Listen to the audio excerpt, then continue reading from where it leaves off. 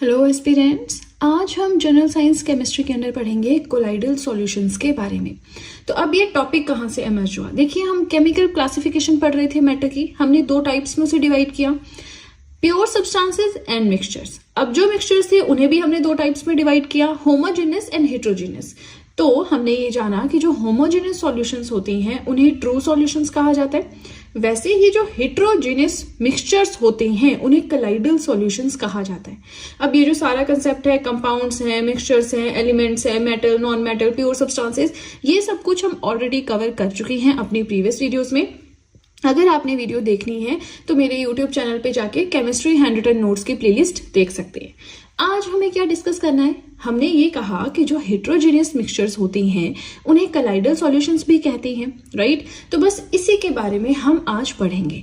अब आपको ये पता होना चाहिए कि हेट्रोजेनियस मिक्सचर्स क्या होते हैं, जिनका कॉम्पोजिशन यूनिफॉर्म नहीं होता है, ठीक है ना। अगर आप दो चीजों को मिक्स कर रहे हैं, जैसे कि पानी में आप कुछ पत्थर के छोटे छोटे टुकड़े डाल रहे हैं, है ना, या कंकर डाल रहे हैं, तो क्या वो पानी में मिक्स हो जाएंगे? नहीं मिक्स होंगे।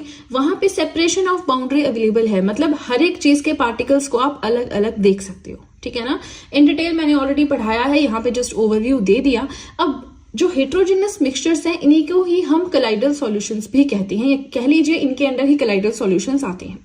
अब ये कोलाइडल सॉल्यूशंस होते क्या हैं? देखिए, one substance of insoluble particle is suspended through out another substance. अब देखिए आपको कैसे समझाते हैं। जैसे हमारे आसपास हवा है, ठीक है, आप मान लीजिए एक कमरे में बैठ के पढ़ रहे हैं, तो आप कमरे में बैठे हैं, अपने रूम में बैठे हैं, वहां पे बुक्स होंगी, टेबल होगा, पेपर, पेंसिल, नोटबुक, ये सारी चीजें होंगी, लाइट ऑन होगी, दीवारें हैं, कुछ फोटो फ्रेम्स भी होंगी। लेकिन उसके अलावा आपके रूम में क्या है जो यूनिफॉर्मली डिस्ट्रीब्यूटेड है? वो है हवा। हर जगह पे है ना। आप पढ़ रहे हैं तो नोटबुक और आपके बीच में क्या है? हवा है। आसपास देखें क्या है? हवा है, एयर है, ठीक है। तो वो क्या होता है? हमारा सस्पेंडेड पार्टिकल है जो कि हर जगह फैला हुआ है, ठीक है। अब वैसे ही, अब ये एग्जाम्पल मैंने आपको क्यों दिया, इसका क्या रिलेशन है यहाँ पे? देखिए, जो कोलाइडल सॉल्यूशंस है इनमें दो फेजेस होते हैं। एक होता है डिस्पर्स्ड फेज, एक होता है कॉन्टिन्यूस फेज, मतलब मीडियम ऑफ सस्पेंशन।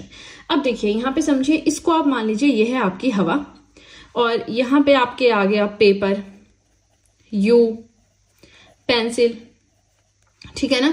अब आप इससे क्या समझे कि जो कॉन्टिन्यूस फेज है वो है हवा, और जो डिस्पर्स्ड फेज है वो है छोटी मोटी चीजें, जैसे आप हो गए, नोटबुक हो गई, स्टडी टेबल हो गया, सामने मैप लगा है, वो हो गया, है ना। तो अब इसी को हम पूरा का पूरा जो है कोलाइडल सॉल्यूशन बोलते हैं एक साथ। एक ऐसा फेज होता है जो कि गिलास में या किसी भी चीज में आप डालेंगे कॉन्टिन्यूसली होगा अवेलेबल। एक होगा डिस्पर्स्ड फेज, इसको आप थोड़ा सा डालेंगे उसमें, ठीक है, फिर कोई नई चीज बनेगी। आई होप आपको समझ में आ रहा है। Now they even scatter light because of the presence of large solute particles. हवा में कुछ छोटे छोटे पार्टिकल्स होते हैं, ठीक है, उन्हीं की वजह से लाइट की स्कैटरिंग भी होती है। तो कोलाइडल सॉल्यूशन वहां भी कंसेप्ट जो है वो वर्क करता है। अब अगर कोलाइडल सॉल्यूशंस को आपने सेपरेट करना है, अच्छा, दो चीजों को आपने सेपरेट करना है, तो आप सेंट्रीफ्यूगेशन प्रोसेस के थ्रू कर सकते हैं। अब ये प्रोसेस क्या है? सो सेपरेशन ऑफ मिक्सचर हम पढ़ेंगे नेक्स्ट वीडियो में, ठीक है। तो वहां पे आपको बहुत सारे और भी प्रोसेसेस हैं जिन्हें हम डिस्कस करेंगे, वहां पे सेंट्रीफ्यूगेशन को भी डिस्कस करेंगे, ठीक है। अब ये जो हवा और पेपर, पेन, पेंसिल वाला कंसेप्ट मैंने बताया, नहीं समझ आया है, कोई बात नहीं। अब हम यहाँ पे आते हैं, यहाँ पे इस चीज को हम कवर कर लेंगे, ठीक है। यहाँ पे जो देख रहे हैं आप, ये है आपका dispersion medium, dispersed phase, type of colloid. Dispersion medium मतलब ज्यादा चीज कौन सी होगी, डिस्पर्स्ड फेज मतलब थोड़ा सा हम डिस्पर्शन मीडियम में इसे डालेंगे और इस तरह की चीज बन जाएगी। अब देखिए, ये तो आपको याद करने ही पड़ेंगे क्योंकि यहां से क्वेश्चन आता है, ठीक है, आपको याद रखना है।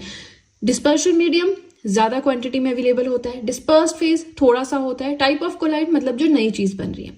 जैसे कि पहले हम सॉलिड का एग्जांपल लेते हैं। हमारा डिस्पर्शन मीडियम है सॉलिड, मतलब मैक्सिमम चीजें सॉलिड है, उसके अंदर हम एक बार सॉलिड डालेंगे, एक बार लिक्विड, एक बार गैस। तो सॉलिड के अंदर सॉलिड डालने से बनता है सॉलिड सोल, सॉलिड के अंदर लिक्विड डालने से बनता है जेल, और सॉलिड के अंदर गैसियस कोई चीज डालने से बनती है फोम।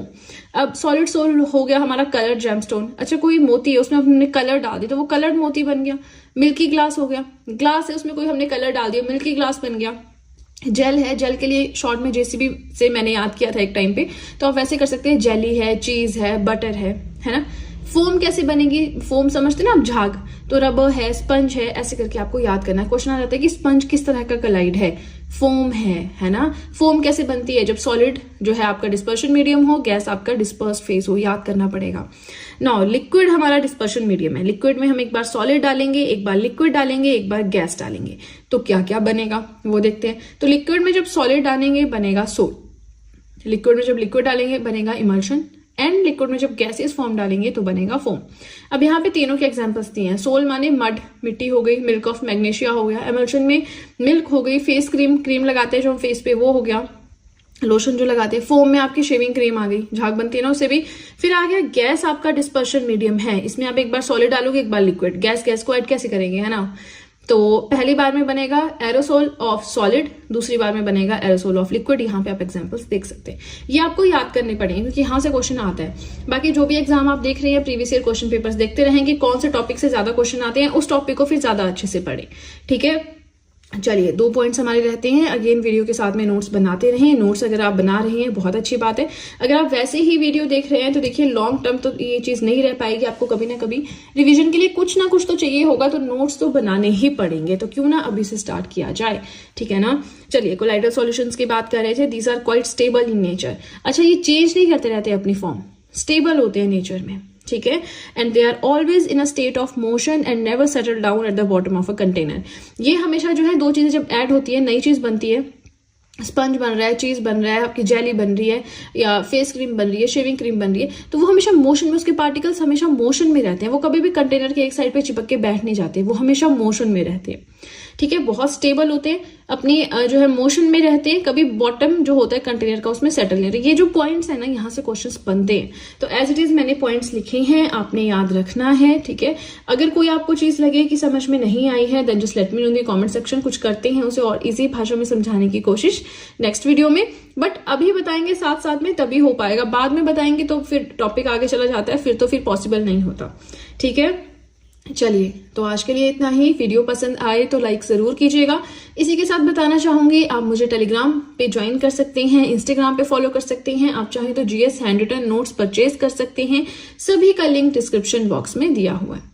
चलिए, वीडियो को लाइक करें, चैनल को जरूर सब्सक्राइब करें, बेल आइकन को प्रेस करिए, सो दैट मैं जैसे कोई वीडियो अपलोड करूं सबसे पहले नोटिफिकेशन आपके पास पहुंचे।